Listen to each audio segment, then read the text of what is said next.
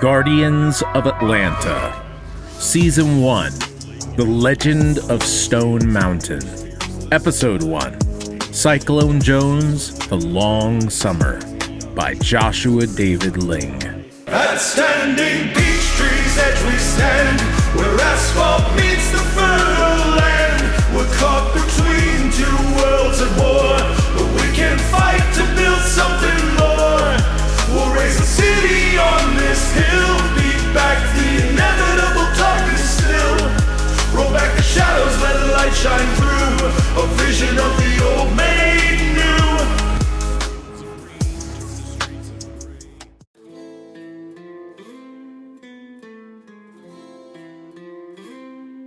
new. Reed Jones was a farmer just north of Atlanta. His wife laid sick in bed.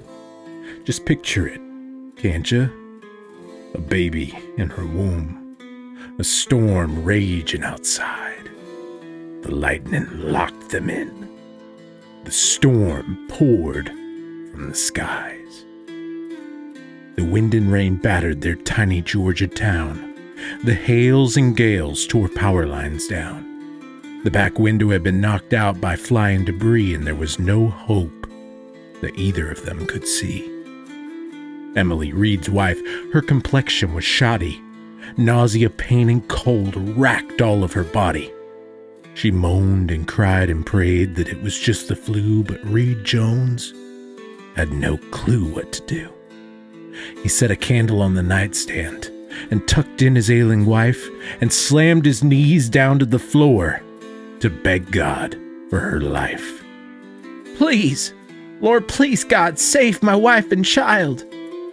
The wind started blowing, and there came something wild. The wind had calmed, the rain had stopped, but what came was a storm indeed. Light crinkled at the edges of the walls, golden as ripening wheat. And fading in, as the room became light, was a figure about 8 feet tall. His stature not only dwarfed the Joneses, but seemed to stretch their walls. He wore a tan leather duster with black pants, shirt, and boots beneath. The duster looked dirty and worn, and tassels hung from the sleeves. On top of his head was a black cowboy hat, obscuring his eyes and nose. A smirk on his lips, surrounded by a goatee, stood frozen in a wry pose.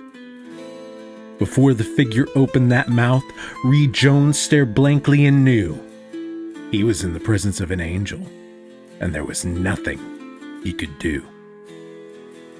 "Reed Jones, good and faithful servant, your wife will be saved from death's dark current. Your daughter as well, but she'll be born with power. All weather before her eyes will cower. And with God's help, she will withstand great adversity.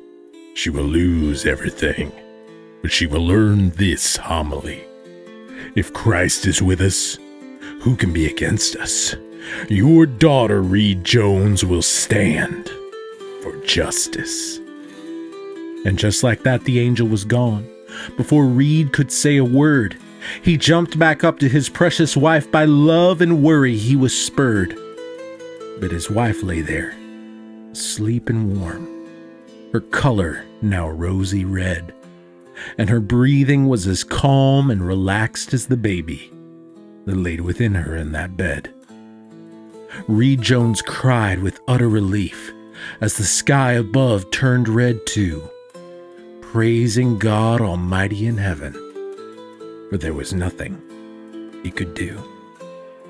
A few weeks after that, Emily birthed from brittle bones a daughter with brown hair, and they named her Cyrus Jones.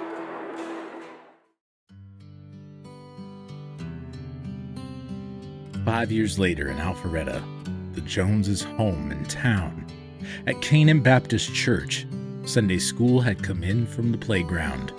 It was time for the parents to come and pick up all of their young kids. Reed rolled in to pick up Cyrus and was met with a hug and a kiss. But then her spastic little girl demeanor turned sour in a flash. Her chin jutted out in a frown, and into a complaint she did splash. "Can you believe it, Daddy?" 5-year-old Cyrus whined. "They said our angel's not in the Bible, but I told them you saw him shine." Reed sighed and thought about how to explain why they couldn't just go spreading that tale. But any way he thought to explain it turned out to be a big fat fail. "And Ezekiel's even a book in the Bible." "Yes, but that one was a prophet. "And I told you the angel didn't tell me his name. Cyrus, you should probably drop it. Just because we call him that, because I have a feeling that's his name, doesn't mean you should go telling everyone about it. They'll think it's just a game. Just because I know what I saw doesn't mean it makes sense. And it doesn't matter if other people believe it. You don't have to be so intense." Cyrus's tiny mind was going a mile a minute. She suddenly reached up and touched her hair and felt no headband in it. Little Cyrus, full of fright, screamed and cried and moaned. "Daddy, it's my favorite headband. We just can't go home." "Cyrus, you've lost these things before. They always turn up again." Just then, a little head peeked round the Sunday school doorway's bend. The little boy hunched his back, and his mom behind him said, "I think Connor has something for you, Cyrus, and he won't ever take it again." The little boy inched his way toward the prissy girl. He held out the missing headband. Cyrus took it and twirled. "Yeah!" she exclaimed as she spun around. "But why'd you take it, Connor? Tell me now." "You were playing with all the kids, and I just felt left out. I was too scared to talk to you, so I took your headband out. All you had to do was ask if I would be your friend." Connor asked that very day, and their friendship had no end.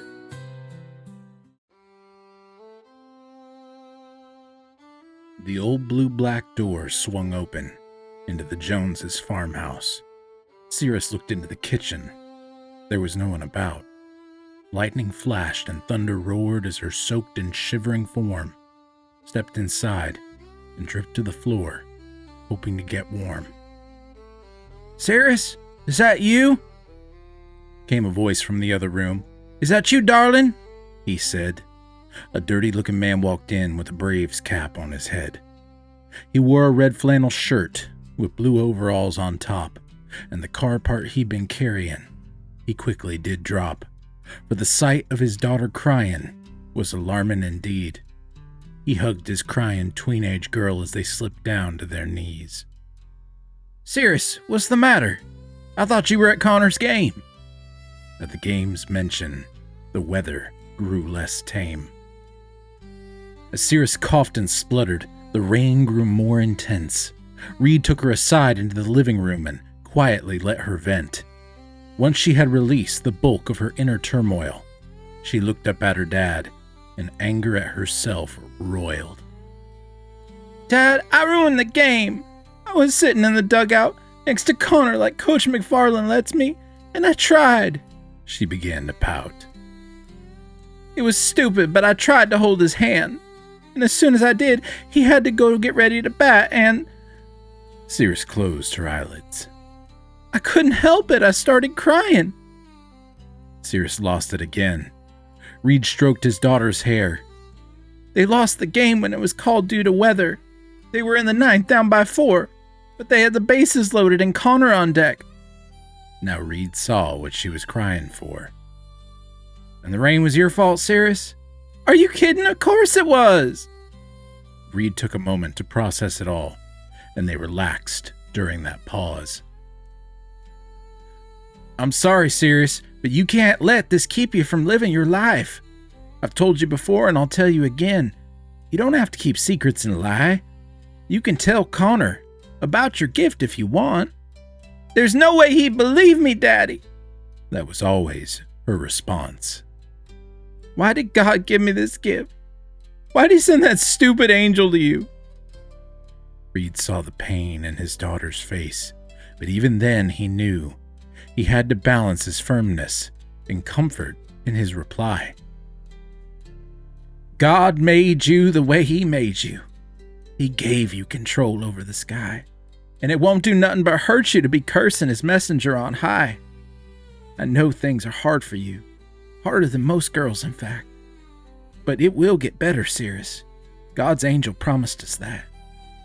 Cyrus sighed and curled up into her daddy's arms, and the raindrops lightened into a sprinkle as they stayed safe and warm inside their beautiful farmhouse. And there was no more need for talk, just the tapping of the rain and the ticking of the clock.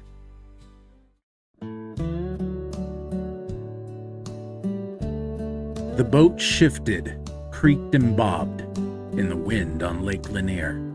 But Connor and Cyrus both enjoyed it. They didn't have any fear. Connor loved to sit and fish, and Cyrus loved the spray, and they loved to be with one another on any given day. The baseball game was 2 years ago. Cyrus was now 15. She felt much more confident in herself, and she was bursting at the seams to tell Connor her one secret. Her best friend had to know, and she figured now was the best time as any. She took deep breaths as they rowed.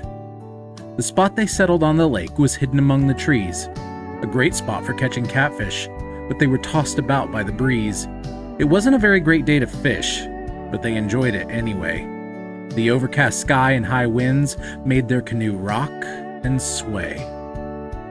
Connor, Cyrus began to speak, I have something to tell you. Fish ain't biting anyway. Go ahead, Si, what's new? It's a story about when I was born that only me and my parents know, but it's time I told my best friend about Zeke's visit years ago. Zeke? Connor said with a laugh. That boy on the wrestling team? No, stupid, not him! My guardian angel! She screamed. What? Connor said with amazement and turned his full attention to her. My parents were both in the farmhouse, and Mama was sick and sore. Daddy prayed and asked God to save her and to have mercy and save me. Then an angel appeared to my dad, and the angel told him about me. He said I would control the weather as far as I can see, and that I would know love and loss, but through it I would see. Whoa! That's a good one, Cyrus. Your stories have been getting good. It's not a story, it really happened! Cyrus's anger soared. When I control the weather, it's like my body quakes.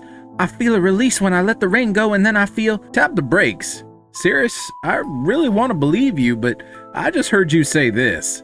Your guardian angel made you make it rain, and somehow it feels like bliss? It sounds like you're just using the bathroom.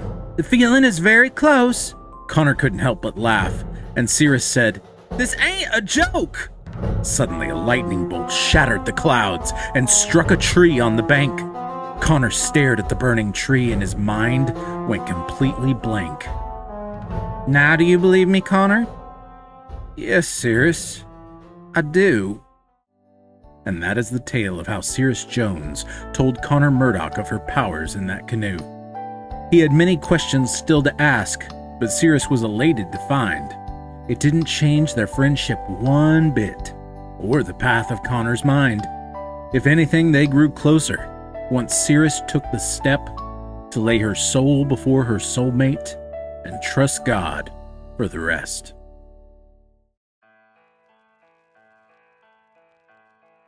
Fast forward on through time to several years later. Cyrus was in college at UGA, and celebration was in the air. The night before the last day of school, Cyrus had a party invite. She would meet her friend Cindy at a club called Top Dog, and they would party into the night. Cyrus didn't do clubs very often, but Cindy had been close to her, at least in recent weeks, but she still wasn't sure. Regardless, she got dressed to the nines and put on her best leather boots, and as she walked into that club called Top Dog, she felt her senses uproot. The music was so very loud, her heart muscles struggled to beat. She couldn't see Cindy anywhere, the darkness was so complete. Then, as her ears adjusted to the sounds, she heard a million cuss words. She quickly decided that this place was simply for the birds. A drunken man grabbed her by the arm and said to her, "Let's dance." Cyrus angrily wrenched her arm away and the man fell in a drunken trance. She left Top Dog as quickly as she came, and a tear rolled down her cheek. The fear that she had of being misplaced had finally reached its peak. The hope of summer hovered over her, and the thought of returning home to a place where she was understood, where she'd never be alone. Fast forward, about 12 hours later, Cyrus was in class zoning out with a blank stare. Summer break, just a few minutes away, she stared at that clock for what seemed like days. And even in that crazy little town of Athens, the pressure was too much on a girl who raised chickens, horses, cows, and crops. That bell rang, and there were no more stops. The quicker she'd get there, the quicker she'd be back among the pine, creeks, and peach trees. No matter what happened, no matter what changed, one thing never did. Is home is where the heart remained. And as she went home, she saw her whole world changing. Every time she stepped out, new construction was ablaze, and it was amazing. All the shops and malls and offices and streets. Man, they got gall, Cyrus thought every time her mind would drift. When the winds of progress would shift, they'd leave a bigger mess than ever before. The South been dying slowly since the Civil War. But the quicker she'd get there, the quicker she'd be back among the pine, creeks, and peach trees. No matter what happened, no matter what changed, one thing never did, because home is where the heart remains. And even though the borders of the Joneses' home were surrounded by the aforementioned stores and chrome, their 20 acres of land were glorious. Cyrus ran inside, feeling victorious. The minute she opened the door to her home, she knew that she was no longer alone. All of everything she'd been feeling melted away in the arms of her parents the night she'd stay. Country roads take her home to a place where she belongs, Alpharetta. That's her hometown. Take her home, country roads.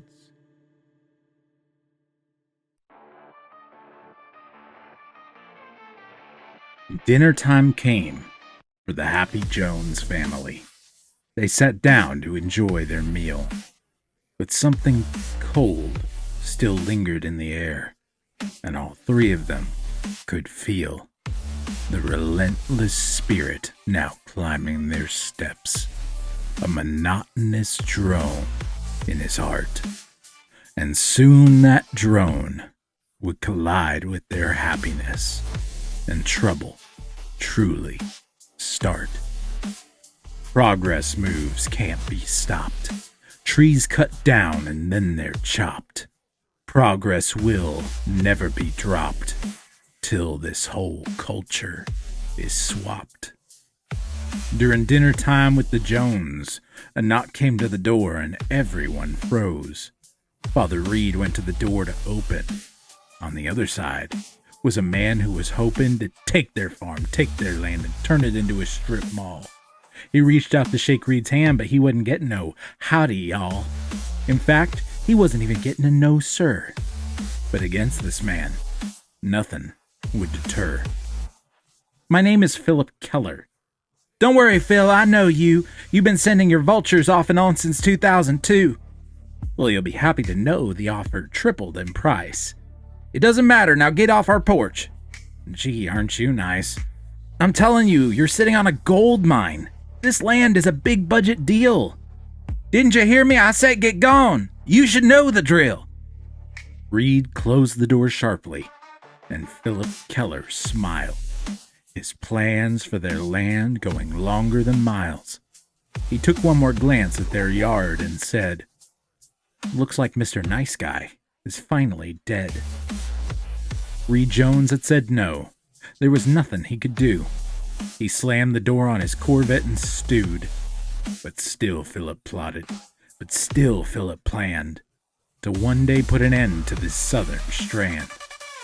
He then drove off, but inside Reed was asked by his wife Emily, "Who was it that passed by our door during dinner?" She happily chimed. "Philip Keller himself. Guess what he wanted this time?"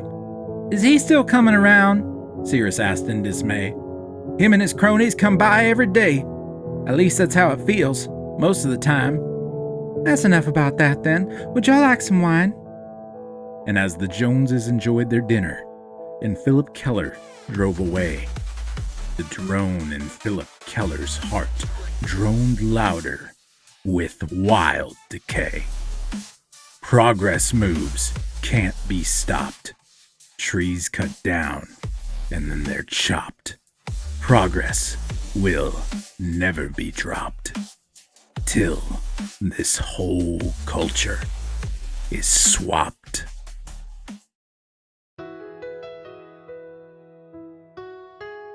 As Philip Keller's Corvette headed back to 400, and the Joneses began dinner and sat there and wondered why Philip Keller wanted their land so badly, a different sports car pulled up, and Cyrus squealed gladly. The black Trans Am with so much love and work put inside it ferried her favorite person in the world. Oh man, was she excited. "I'm sorry, Mom and Dad. I forgot. Connor wanted to take me out." "No problem, sweetie. See you soon." "Thanks," Cyrus said with a shout. She ran out without a single doubt. This is what love songs are really singing about. There's never any hate and never any doubt. This is the person that you're meant for. It's not by chance. It's nothing but a small town romance. Years ago, when Cyrus was young, a boy came to her Sunday school class. He stole her headband to get her attention. He said, "Sorry," and they became friends fast. Love stories like this only come in small towns where people don't leave each other. They stick around. And even one day their parents knew they'd find both of them married. They were that entwined. This is what love songs really mean at the heart. It begins the second you meet, right from the very start. You're best friends forever, even at first glance. It's nothing but a small town romance. So that night, when Connor came in his Trans Am, he picked up Cyrus and drove somewhere grand. He planned on taking her to Stone Mountain, but a gas leak kept all that from happening. So instead, he drove to a much smaller place, a little neighborhood that survived by God's grace, a cul-de-sac on top of a large mound, and you could see all of Atlanta from on top looking down. They had a picnic right there with fried chicken and sweet tea, but then all of a sudden Connor said, "Cyrus, will you marry me?" Even down the road, when you're talking about forever, you really can't remember a time you were never together. So it's really not that hard to maintain that stance. It's nothing but a small town romance.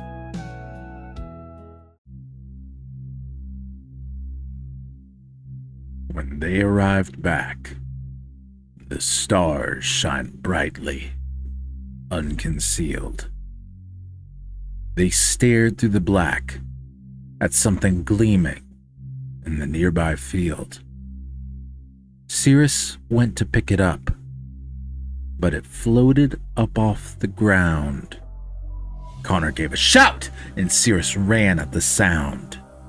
The chase began. They ran and ran, but Cyrus fell and gave a yell. Connor turned back and jumped in the way, but that shiny machine took his life away. With one electric shock, his heart began to slow to a stop. Cyrus held him for a few, and he told her, "I love you." Connor slipped away, and a storm came that day.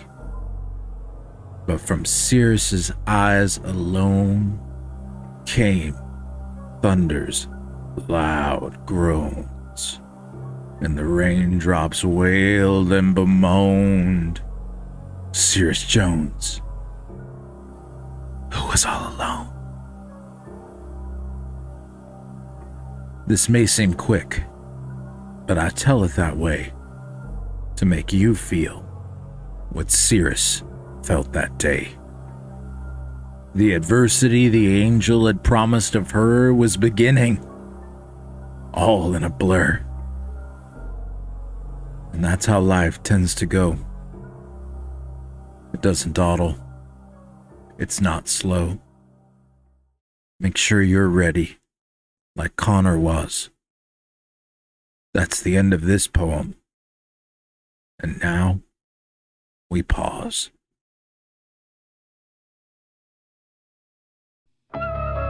This has been Guardians of Atlanta. Written, produced, and performed by Joshua David Ling. To continue this story, please visit joshuadavidling.com/Guardians of Atlanta. Stay tuned for a preview of the next episode. When ancient hymns tell tales of old, of knights whose hearts were brave and bold, she told me to take him to the land of the free, to the knights here in Atlanta, to the men who stand high. She told me to raise him as a knight of Adonai. From London streets across the sea to Aletheia Church in the south, a boy's destiny with the Knights of Adonai will begin to see some doubt. What we're doing serves purpose, of that there is no doubt. But I think Master Fenris's appeal was about the fact that our purpose is only to serve God. What are your plans, Master Malachi Dodd? When masters plot what honor can't stand, and betrayal's web is spun. What is wrong with you? You better explain yourself for that little stunt. Will Brotherhood survive this blight? In Crusader, the White Knight.